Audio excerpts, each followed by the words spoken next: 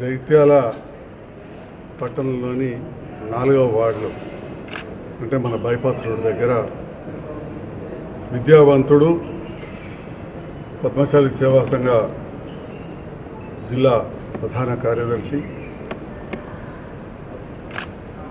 జగిత్యాల జిల్లా గ్రంథాలయ సంస్థ మాజీ డైరెక్టర్ అయిన చెట్పల్లి సుధాకర్ గారు ఇల్లు కడతా ఉంటే ఆ ఇల్లు నిర్మాణం సక్రమంగా లేదని చెప్పి వాళ్ళ మున్సిపల్ నుంచి నోటీస్ రావడం జరిగింది. నిన్ననే సోషల్ మీడియా ద్వారా మీడియా ద్వారా ఇవాళ మీడియా ద్వారా కూడా ప్రింట్లో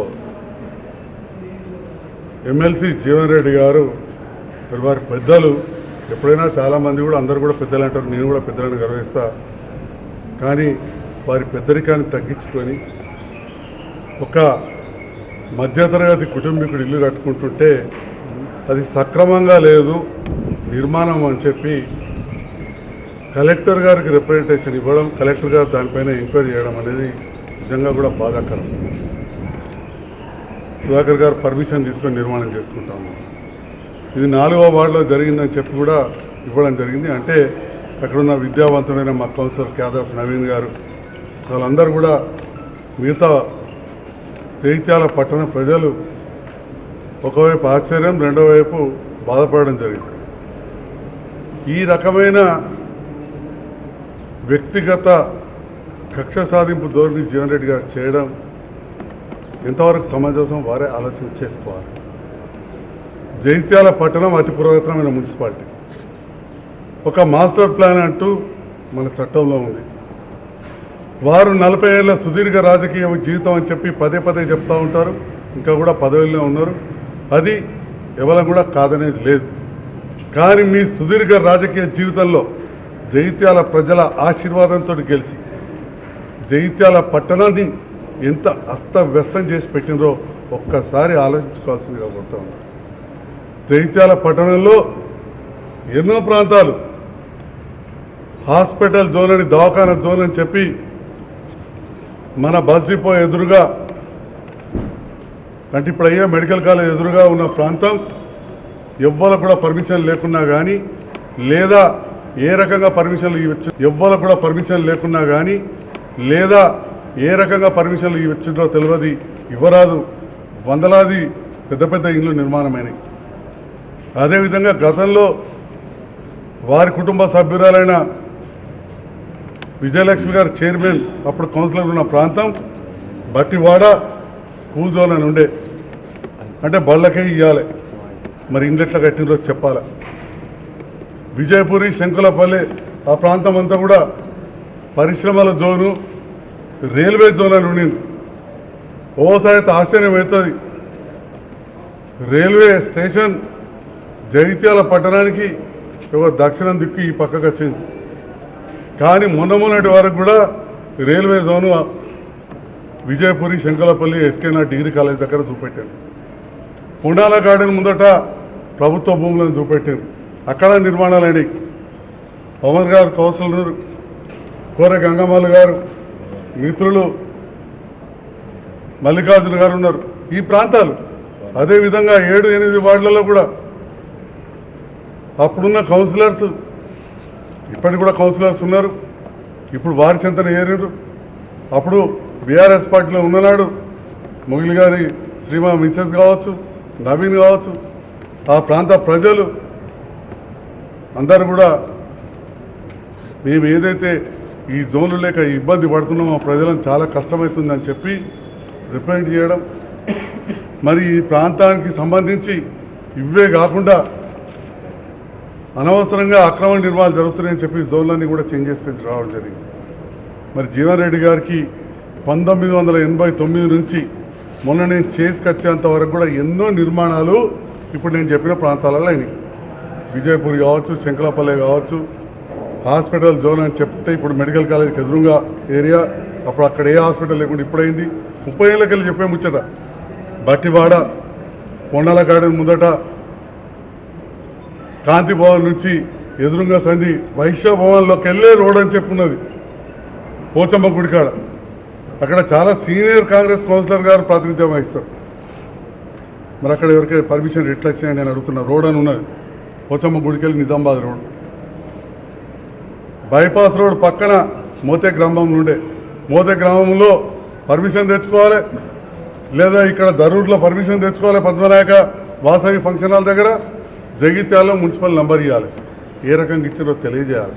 అంటే ఇన్ని అక్రమాలు జరిగినాయి మున్సిపాలిటీలో. వేలాది ఇండ్లు పర్మిషన్లు లేకుండా కట్టిన మీ టైంలో, లేని వాటికి మీరు నంబర్ ఇచ్చుకుంటా పోయింది. వందలాది ఇండ్లు నిబంధనలకు విరుద్ధంగానే పేరు చెప్తే మీరు బాధపడతారు. మీ నాయకుల ఇండ్లు లేవా? మీ నాయకుల కాంప్లెక్స్లు లేవా? ఇవాళ మా సోదరుడు చెట్పల్లి సుధాకర్ది మీరు చెప్తా ఉన్నారు, దానికి ఎదురుగా ఉన్న కొత్తగా అయ్యే నిర్మాణం ఇవాళ నిబంధనలకు అనుగుణంగా ఉందా అని చెప్పి నేను అడుగుతా ఉన్నా. మరి మీరు ఎందుకు ఈ రకంగా ఏకపక్షంగా ఇట్లా చేస్తున్నారు? ఒక సీనియర్ నాయకులు ఇదేనా పద్ధతి? ఇవాళ నేను కలెక్టర్ గారు కలిస్తే మరి వారు చెప్పారు కాబట్టి నేను తీసుకుంటున్నా, మీరు ఇవ్వండి తీసుకుంటా అంటే మరి నేను ఎన్ని వందల మంది పేర్లు ఇవ్వాలి చెప్పండి. నేను ఇవాళ ఒకటే మాట చెప్పిన, మా పాత్రికేయ మిత్రులు రికార్డ్ అయిందో లేదో, మరి ఆ రకంగా అక్రమ నిర్మాణాలు తీస్తే జీవన్ రెడ్డికి మొదలు పెడితే, నా ఇంటి దానికి మొదలు పెడితే వాళ్ళ తమ్ముళ్ళ ఇల్లు, జీవన్ రెడ్డి గారి ఇంటి ముందర మొన్న కట్టిన ఇల్లు కూడా కూలగొట్టాలి. జగిత్యాల్లో భూకంపం వస్తుందని చెప్పిన. అన్ని అక్రమ నిర్మాణాలు అంటే ఊరంతా కూలగొడతారా? ఇక మీకు పడకపోతే ఒకటి చెప్తారా? ఎంతవరకు కరెక్ట్ జీవన్ రెడ్డి గారని నేను అడుగుతా ఉన్నా. మీకు నచ్చితే సక్రమం, వందల వేలాది ఇళ్ళు నిబంధనలకు విరుద్ధంగా కట్టినాడు. మీరు ఈ పట్టణం బాగుండాలంటే మీరు 40 ఏళ్ళకి వెళ్ళినారు, అప్పుడు పట్టణం ఇంత విస్తీర్ణం కాలే. అప్పటి నుంచే మీరు విద్యానగర్ కావచ్చు, కృష్ణానగర్ కావచ్చు, అరవింద్ నగర్ కావచ్చు, ఆర్ఎన్టీ నగర్ కావచ్చు, ఎన్నో కొత్త ఏరియాలున్నాయి. అవన్నీ కూడా 30 ఫీట్ల రోడ్ అని చెప్పి పెట్టియాల్సింది. ఎందుకు మీరు చేయలేదు? మీ చేతుల్లో పని. ఎందుకు ఈ ఏరియాలో పర్మిషన్ లేకుండా కట్టే అవకాశం ఇచ్చారు మీరు? పాపం వాళ్ళకు లోన్లు కూడా రాలేదు. ఇలా బట్టివాడ కానీ, హాస్పిటల్ జోన్ కానీ, శంకులపల్లి, విజయపూరి, పొండాలగాడిని ఇవన్నీ కూడా అసలు ఏ మోరు ఎటు పోవాలో తెలియని పరిస్థితి కదా జగిత్యాలలో. మొత్తం నీళ్ళని పోయి 30 చెర్ల పడుతున్నాయి. ఇప్పుడు కొత్తగా ఇష్టం వచ్చినట్టు నిర్మాణాలు మోతే ప్రాంతంలో కావచ్చు, గోవిందపల్లిలో కడితే గోవిందపల్లి వాగులాగా లేదు, ఒక మోర్ అయిపోయింది. దీనికి మీరు బాధ్యత వహించాలి. నాకు అస్సలు సహకరించలే. మాస్టర్ ప్లాన్ చేస్తానన్న నాడు ఇవాళ ఇన్ని జోన్లు కరెక్ట్ అయినాయి. కొద్ది ప్రాంతం రైతులది వాళ్ళకి వస్తే దాన్ని సవరిస్తామని అంటే కూడా రద్దు చేయాలంటే రద్దు చేయించుకోవాల్సి వచ్చింది. వాస్తవానికి మీరు ఒక సీనియర్ నాయకులుగా ఒక కన్స్ట్రక్టివ్ క్రిటిసిజం ఉండాలి. మీరు మాకు మంచి సూచనలు చేయాల్సింది ఉండింది. ఆ రైతులకి తప్పిద్దామని చెప్పినాం. కావాల్సిన మీ కౌన్సిలర్లు, మీరు కూడా ఎమ్మెల్సీగా ఉన్నారు, అందరం కూర్చొని ఒక అధికారుల దగ్గర ఆల్ పార్టీ మీటింగ్ పెట్టుకొని ఆ కౌన్సిలర్లు తీసేసి ఒక పెద్ద డ్రైన్ గోవిందపల్లి వాగు నుంచి అక్కడి నుంచి కట్టాల్సిన అవసరం ఉంది. ఏనాడు కూడా ఆలోచన చేయలే. ఒక్కసారి గెలిచిన మేము మోతే వీక్లీ బజార్ స్కూల్ నుండి చెరువు పక్క నుంచి అందులోకి పోకుండా పెద్ద డ్రైన్ కట్టాం. అట్లా బాగొట్టు పంటి నది నాలలో డ్రైన్ కట్టాల్సిన అవసరం ఉంది. ఇవాళ వాగంతా ఆక్రమణకు గురవుతున్నది గోవిందపల్లి వాగు. అదొక మోరైపోయింది. ఇవాళ అదొక మోరైపోయింది. మీ టైంలోనే ఆక్రమణలు మొదలైనాయి. జీవన్ రెడ్డి గారు కాంగ్రెస్ ప్రభుత్వం ఉన్నప్పుడు, మీరు ఎమ్మెల్యేగా, మీరు మంత్రిగా ఉన్నప్పుడు అక్కడ ఆక్రమణలు మొదలైనాయి. ఇవాళ నేను మొదటిసారి గెలిచిన, నేను ప్రజల దయతోటి రెండవసారి ఇవాళ గెలిచిన. మా ప్రభుత్వం లేదు. ఇవాళ మేము కలెక్టర్ గారు అంటున్నారు మీరు కంప్లైంట్ చేయండి, మేము వాళ్ళ మీద చర్యలు తీసుకోమంటే నేను ఎందరి మీద చేయాలి? మీ పట్టణ అధ్యక్షుడి మీద చేయాలనా? మీ మాజీ మున్సిపల్ చైర్మన్ మీద చేయాలనా? మీ ఇంటి ముందు ఉన్న కౌన్సిలర్ మీద చేయాలనా? లేదు ఎవరి మీద చేయాలి? ఎంతమంది మీద చేయాలి? ఇంతమంది బాధ్యులు ఉన్నారు. ఈ బాధ్యత మీరు కదా వహించాల్సింది. 40 ఏళ్ళకెళ్ళి మీరే కదా, మీ అనుసరులే కదా మున్సిపాలిటీలో ఉన్నది. ఒక్కసారి తెలుగుదేశం చైర్మన్ గారు ఉంటే కౌన్సిల్ మెజారిటీ కాంగ్రెసే. మీరేం చెప్తే గదే నడిచింది.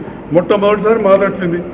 ఇక మా దాంట్లో ఉన్న సందర్భంలో ఖచ్చితంగా కొన్ని మంచి నిర్ణయాలు తీసుకున్నాం. 14 జోన్లు రెగ్యులరైజ్ చేసిన. 14 జోన్లు రెగ్యులరైజ్ చేసిన. యావర్ రోడ్డు దాదాపు 1.5 కిలోమీటర్న్నర పెద్దగా చేసినాం. డ్రైన్ కట్టినాం. మార్కెట్లు మంచిగా చేసినాం. తహసీల్ చౌరాస్తాకి వెళ్ళి రోడ్ బంద్ ఉంటే టవర్ దానిక రోడ్ ఓపెన్ చేయించినాం. అంటే ఈ రకంగా ఒక్కసారి గెలిచి దాంట్లో కూడా ఏడాది అర్థం 2 సంవత్సరాలు పిల్లలు పరీక్ష రాయలే. కరోనా కష్టకాలం. నాకు అంత కూడా ఒక 3 సంవత్సరాలు టైం రాలే. దాంట్లో మీరు కూడా ఎమ్మెల్సీ గెలుచున్నారు. ఆ 3 ఏళ్లలో 14 జోన్లు క్లియర్ చేసుకొచ్చిన. ఇవాళ నేను చెప్పిన కొన్ని వందలాది వేలాది ఇళ్ళు పర్మిషన్ లేని కాడి ఇవాళ పర్మిషన్లు వస్తున్నాయి. మీరు ఈ ఒక్క ఇల్లు ఒక మధ్యతరగతి కుటుంబీకుడు కట్టుకుంటుంటే విద్యావంతుడు బలహీన వర్గాలకు చెందినవాడు పద్మశాలి సంఘ నాయకుడు బీఆర్ఎస్ పార్టీ నాయకుడు ఆయన మీద మీ స్థాయికి ఒక 2 సార్లు మాజీ మంత్రిగా రాష్ట్రంలో అతి సీనియర్ నాయకులు అని చెప్పుకునే మీరు కలెక్టర్ కంప్లైంట్ చేయడం ఆశ్చర్యకరంగా ఉందని చెప్పి ఈ సందర్భంగా తెలియజేస్తాం. అక్కడే ఇంకా అక్రమ నిర్మాణాలు జరుగుతున్నాయి. అంటే మీకు నచ్చితే సక్రమం, నచ్చకపోతే అక్రమం. ఇదేనా మీకు నచ్చిన వాళ్ళు మీ ఇంటికి వచ్చి దండం పెట్టిన వాళ్ళు మీ తమ్ముని కడుపులో తలకాయ పెట్టో ఇంకా తులసో పత్రం ఇంకెవరికో ఇచ్చుకున్న వాళ్ళు అలా అని సక్రమం. మీ ఇంటికి వచ్చి దండం పెట్టకపోతే అక్రమం. ఇదేనా పద్ధతి? ఇదేనా పెద్ద సీనియర్ నాయకుని ఆలోచన? ప్రజాస్వామ్యం గురించి మాట్లాడుతుంటారు ప్రతిరోజు ప్రెస్ మీట్ పెట్టి. ఇదేనా మీరు చేసేది? నేను జీవన్ రెడ్డి గారిని సూటిగా ప్రశ్నిస్తా ఉన్నా. మీకు నచ్చిన కాడ ఎంతమంది మీరు కొబ్బరికాయలు కొట్టిన టవర్ కాడ ఇల్లు ఉన్నది, రైతు బజార్ అనుకున్నది మాకు తెలుసు. మీరు పోయారు, మీరు ప్రతి ఇళ్ళలో పోతారు, వెళ్తారు, మీరు పోతారు, భూమి పూజ వెళ్తూ పోతారు, ప్రజలకు దగ్గరనే ఉంటారు. మీరు కూడా, మేము కూడా ఉంటున్నాం. మరి ఆ సందర్భంలో మీరు ఇంత చట్టం గురించి మాకంటే ఎక్కువ తెలిసిన. నేను డాక్టర్ను, మీ న్యాయవాది. మేము 1-2 సార్లు గెలిచినాం, మీరు 10 సార్లు గెలిచారు, పోటీ చేసారు, 15 సార్లు పోటీ చేసారు. మీరు నచ్చితే సక్రమం, నచ్చకపోతే అక్రమం అనుకునే విధానాన్ని చేపట్టబట్టే ప్రజలు మిమ్మల్ని 2006లో తిరస్కరించారు, పట్టణంలో 9లో తిరస్కరించారు, 14లో తిరస్కరించారు, 18లో తిరస్కరించారు, 23లో తిరస్కరించారు, 24లో కూడా తిరస్కరించారు. ఇప్పటికన్నా మీరు ఆలోచన చేయాలి. మీరు పెద్దలు, ఇవాళ కూడా పెద్దలుగా మిమ్మల్ని గౌరవిస్తాం. కానీ మీరు ఒక చిన్న పిల్లవాళ్ళు అనుకోవాలన్నా, చిన్న మనస్తత్వంతో, నేరో మైండెడ్నెస్ తోటి మీరు ఒక్కొక్కరి మీద ఈ రకంగా కంప్లైంట్ చేయడం, బెదిరింపులకు గురి చేయడం